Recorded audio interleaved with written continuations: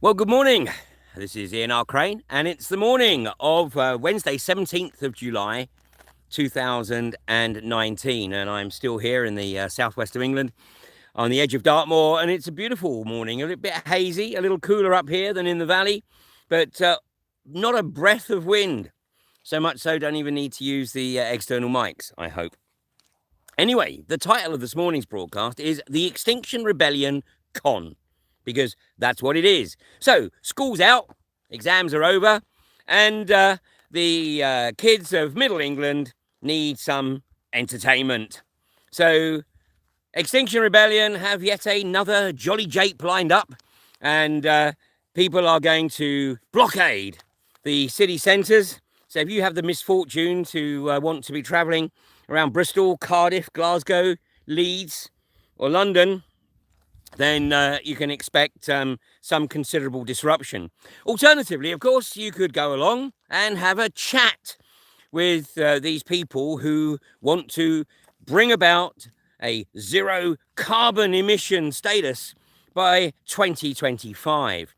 Now, what will be very interesting is when you go along and talk to these people, they have no idea, they have no strategy of the component elements that they want to see implemented to bring about their goal of zero carbon emissions in just 6 years. So this is the magician's trick. Keep the eye focused over here on something called climate change, whilst ignoring the real detail, the component issues. And if you really want to see how focused they are on keeping you removed from the current threat, then ask them what their stance is on the rollout of 5G and the increasing evidence that microwave frequencies are increasingly carcinogenic and a major contributor to the rapid rise in various forms of cancer. And they have no answer. And in fact, as has been proven, Extinction Rebellion are effectively pro-5G.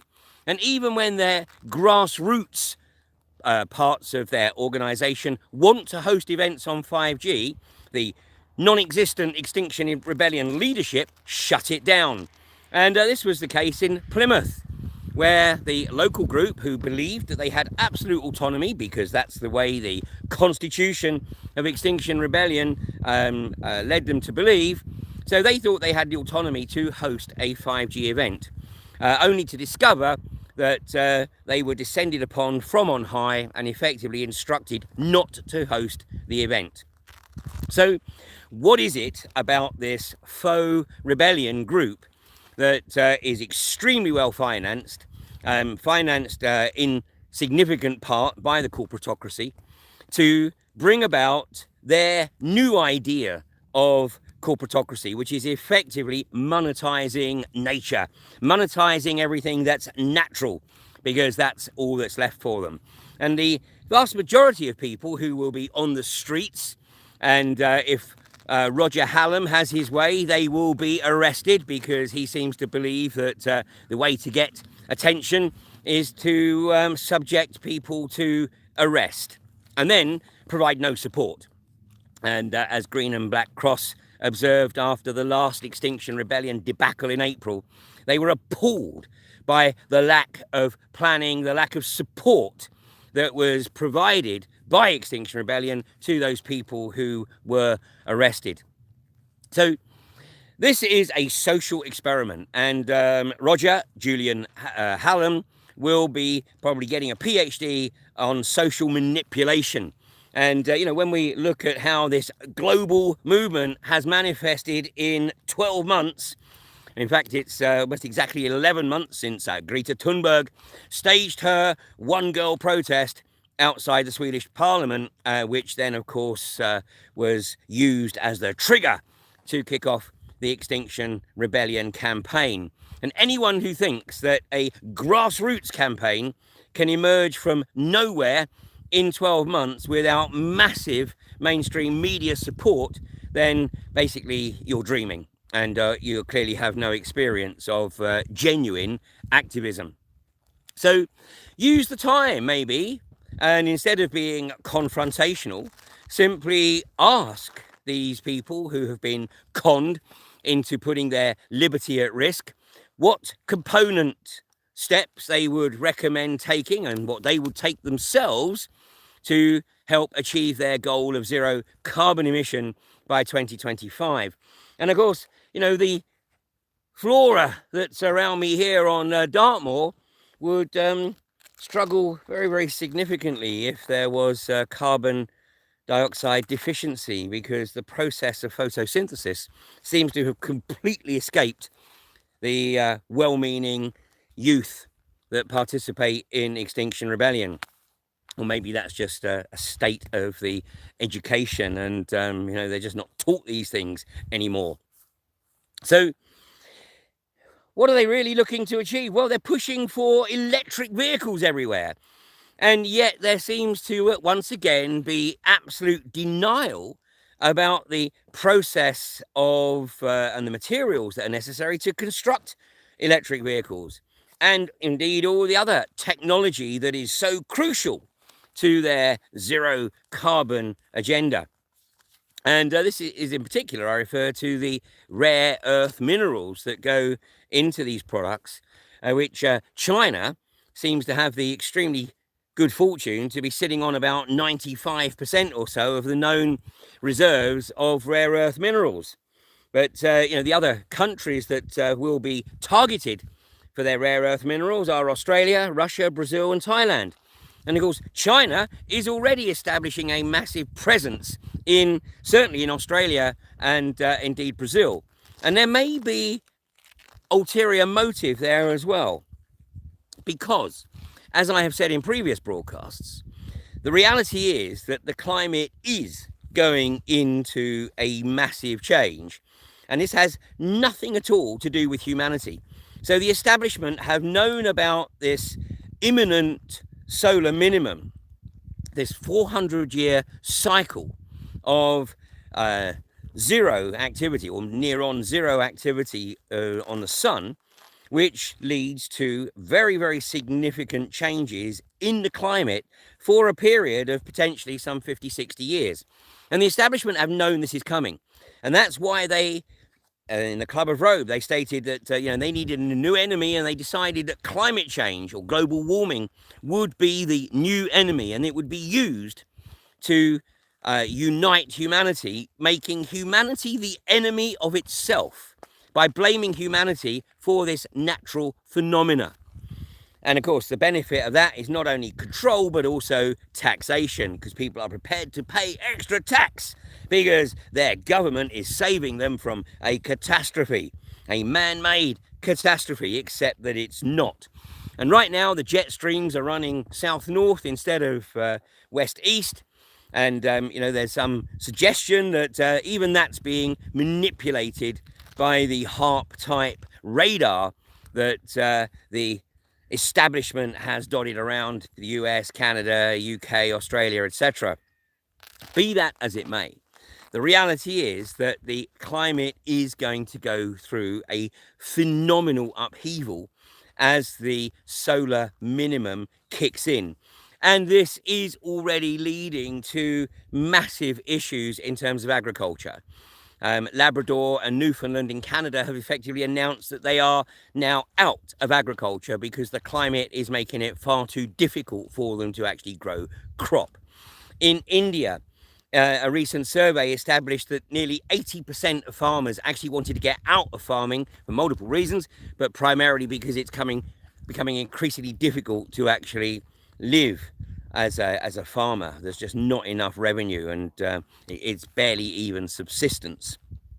So the growing regions of the world, the traditional growing regions of the world, the breadbaskets of the central plains of the US and Canada, and even parts of Australia, are now going to struggle as the climate brings about conditions which make it extremely difficult to maintain the level of crop that is necessary for them to effectively be a profitable business.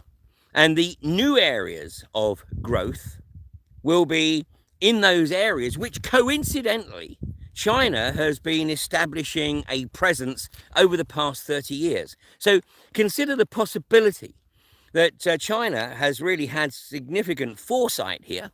Not only one, obviously, in terms of establishing itself as a global leader in the provision of technology, and few people would not know the name Huawei, although even much fewer could actually pronounce it.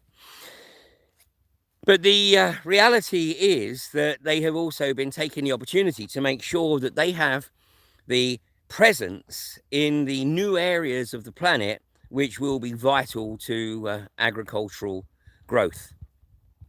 So I'm going to present a dystopian hypothesis, which I hope is so far out of kilt that basically it will be dismissed as a few years as just crazy.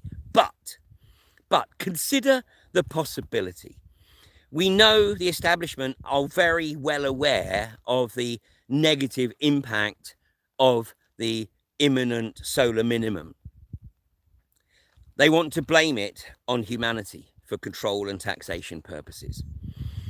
So let's have a look at a few other things, of course, that, Britain is looking to Brexit, or the people of Britain are looking to Brexit, but the establishment, of course, doesn't want it. And they're looking to make it extremely difficult or even nigh on impossible to actually get out of the EU, not least by pushing for EU military unification. And you notice that neither Boris or Jeremy are making any kind of statement about their determination not to proceed with military unification, i.e. handing over every aspect of Britain's military to EU, central EU control. Why does the EU want effectively an EU military? Because the EU know that there is a very real prospect that sometime over the next couple of decades that they would need to enter into armed conflict with those entities that have control over the agricultural regions of the planet.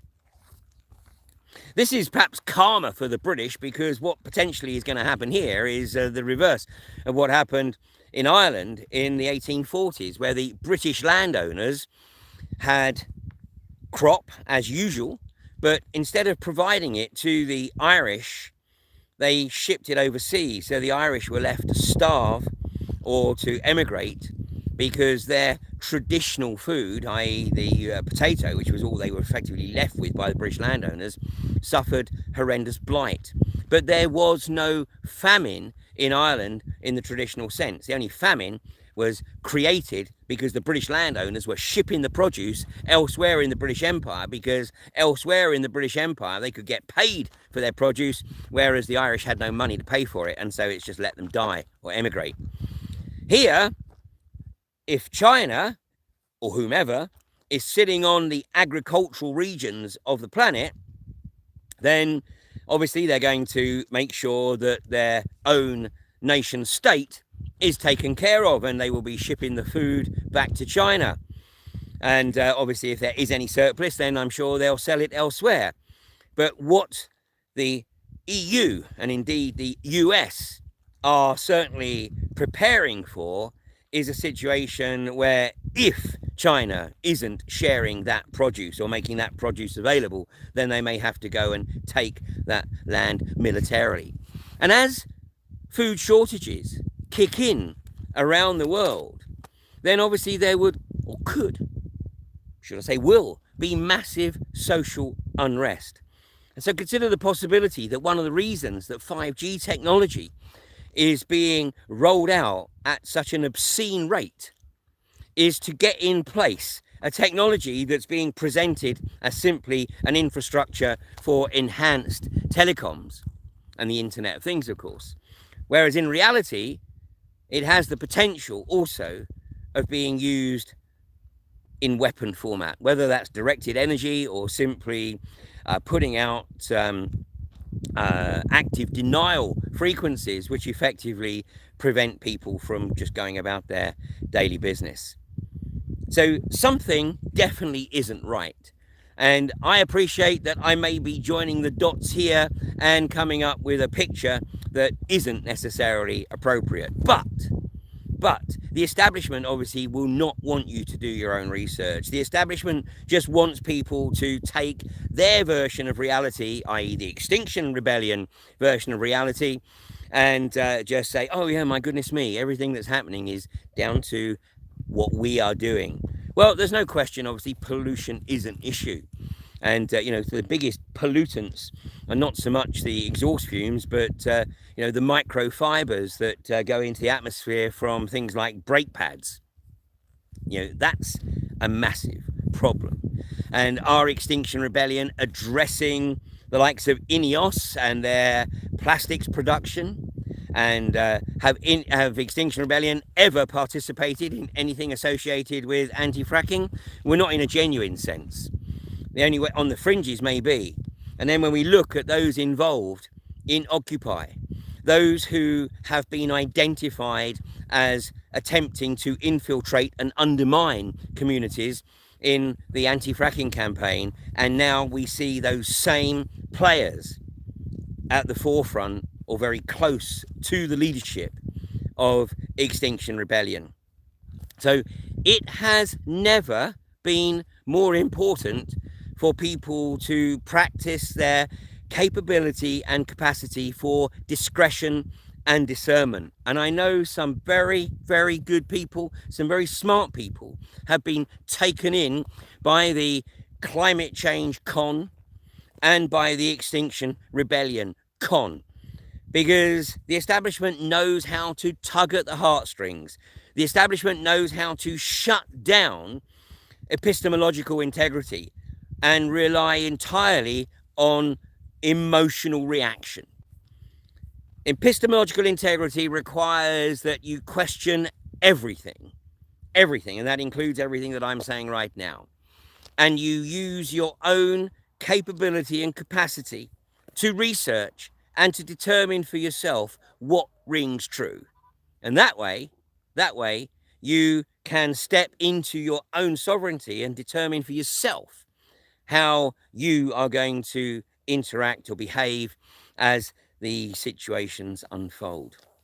The bottom line is, and I think everybody is well aware of this, the establishment is not acting in our best interest. The establishment is very much in the pockets of the corporatocracy. And the corporatocracy get their instructions from those supranational meetings such as Bilderberg, the Trilateral Commission, the Davos Economic Forum. These are the events that are used to push the globalist agenda. And then, of course, why do they want to cull humanity? Because that's also what will be the effect of this coming famine and this coming electro-smog assault. Well, artificial intelligence and the acknowledgement that literally within 30 to 40 years, there will not be employment for a significant chunk of the population, because the jobs that those people have been doing will be taken over by artificial intelligence. And, this is coming at such a phenomenal rate of knots, and yet the vast majority of people have no clue. So obviously, it is a dynamic situation. It's constantly moving, but don't accept anything that is presented, whether it's by the lamestream media, by Extinction Rebellion, or by me or anyone else. Do your own research.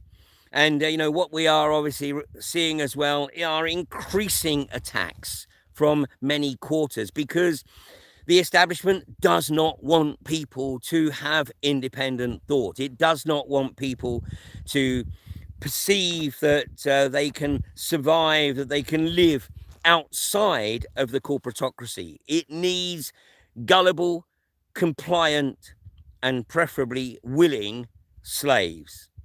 So ask yourself the question, this coming summer, as you take a break from your routine for the 50 odd weeks of the year, and you have the opportunity to maybe sit back, relax, and open your mind to intuition and see where it takes you, and then decide whether or not you are going to just continue to be a willing corporate slave, or whether you're going to do what you need to do, obviously, to keep a roof over the head and food on the table. But then, are you going to do something constructive to try and ensure that the legacy that we leave future generations is one that we can be proud of? Or are we going to sit back and allow the corporatocracy to pursue its agenda, which will have the vast majority of the population living lives in absolute abject misery? Well, thanks for joining me today. I'm going to be in the Southwest for a few more days. We have an event, another 5G event in Torquay tomorrow night at the Turak Hotel. Details will be on my Facebook page, and I'll tweet them out a little later today. And that will be the culmination of 3 events here in the Southwest this week, following on from the event in London on Saturday. And then I shall be in Swansea next Wednesday at Cinema & Co. And tickets for that event are available via the Cinema & Co. website. So have a great day. If you have any time, use the time to take a look at what Extinction Rebellion are asking you to believe, and you know, the alternatives. And if you think that the Extinction Rebellion agenda of 0 carbon emissions by 2025 is something that is going to be rolled out, then I would strongly recommend that you practice breathing slower and shallower, because I can see that every breath we take is liable to be taxed in the not too distant future unless sanity prevails. You have a great day.